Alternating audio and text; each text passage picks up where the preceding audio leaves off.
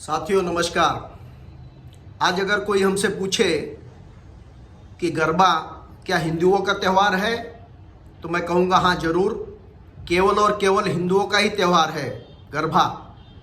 गरबा में और किसी धर्म के लोगों का प्रवेश नहीं होना चाहिए। लेकिन आपको मैं एक विरार की घटना बताना चाहता हूँ।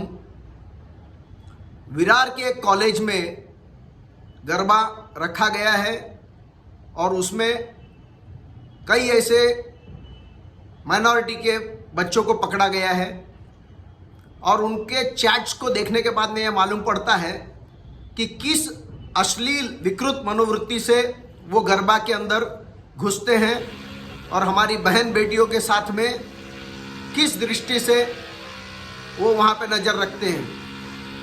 लेकिन जब इस चीज़ का खुलासा हुआ तो विरार के जो प्रथम परिवार हैं, जिनकी ये सारी शैक्षणिक संस्थाएं हैं, जिन्होंने बहुत ही बड़ा पुण्य का काम अपने राजनीतिक ताकत के बल पे किया है और आसपास के आदिवासी क्षेत्रों में रहने वाले विद्यार्थियों के लिए उच्च शिक्षा का बहुत बड़ा केंद्र बनाया है।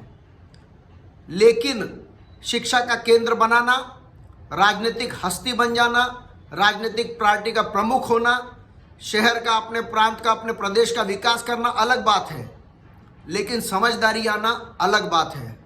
अगर आज वो ये प्रश्न पूछ रहे हैं कि क्या गरबा केवल हिंदुओं का त्यौहार है, तो इनको ये समझना चाहिए कि हाँ, केवल ये हिंदुओं का त्यौहार है।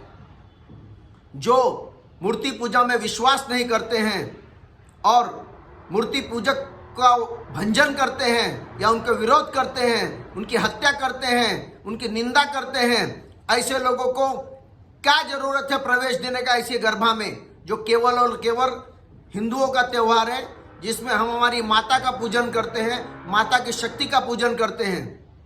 लेकिन राजनीति में होने के बाद में मजबूरियां क्यों इतनी हो जाती हैं कि लोग अपने ही धर्म को के विघटन करने के लिए, क्या विनाश करने के लिए दूसरे धर्म के लोगों को पूरी छूट दे देते हैं, केवल इसलिए कि वो इनका मत चाहते हैं।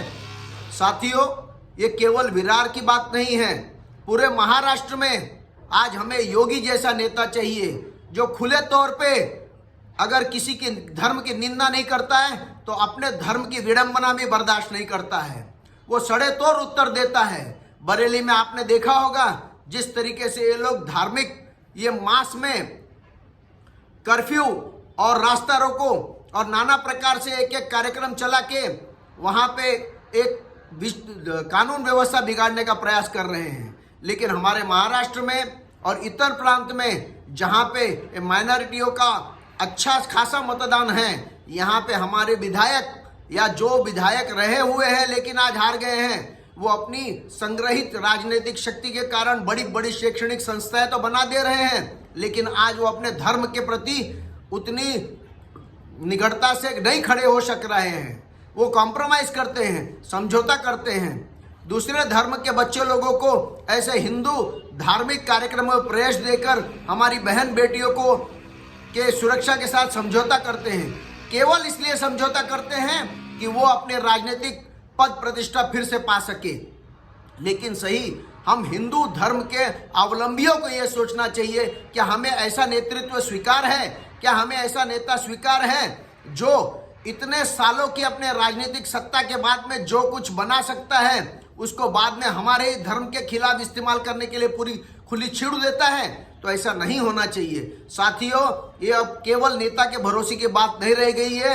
हर एक हिंदू को जागना पड़ेगा, सतर्क होना पड़ेगा, सजग होना पड़ेगा और समय आने पे ऐसे नेता को सिखाना भी पड़ेगा कि आप हमारी धार्मिक आस्था को, हमारी बहन बेटियों को इन विधर्मियों के हवाले नहीं कर सकते हैं। मानता हूं कि आप लोग इतने बड़े कार्यक्रम का आयोजन करते हैं, लेकिन ऐसा कोई अधिकार आपको नहीं मिलता है कि आप हिंदू विचारों को, हिंदू धर्म की विडंबना करने वालों को उसमें घुसने का पूरा खुला छूट दें और हमारी बहन बेटियों के ऊपर होने वाले अत्याचार को केवल इसलिए बर्दाश्त करें कि वो कल आपके मतदाता होंगे और आपसे फिर से विधायक बनेंगे और आगे मंत्री बनेंगे। साथियों, ये जागने का समय आ गया है। नवरात्रि में माता की शक्ति के साथ में हमको जाग के सतर्क होना चाहिए और एक एक हिंदू को जागना चाहिए कि ये केवल हमारा जो नेता चुन के आता है वो बहुत ही मजबूर होता है, लाचार होता है, हर जगह पे समझौता करता है, धर्म के साथ भी वो समझौता करता है, लेकिन उसके इस प्रवृत्ति को रोकने का काम हर एक हिंदू का है, हर एक हिंदू मतदाता का है। और इसको याद करके हर समय पे हमको इनको सही जवाब देना है। जब तक इनको सटीक जवाब नहीं मिलेगा तब तक ये हिंदुओं के साथ खड़े नहीं रहेंगे और हर बार हिंदुओं के धर्म के साथ समझौता करते रहेंगे। साथियों, इस विचार से अगर आप सहमत हैं, कमेंट कीजिए, लाइक कीजिए, सब्सक्राइब कीजिए। धन्यवाद। जय श्री राम।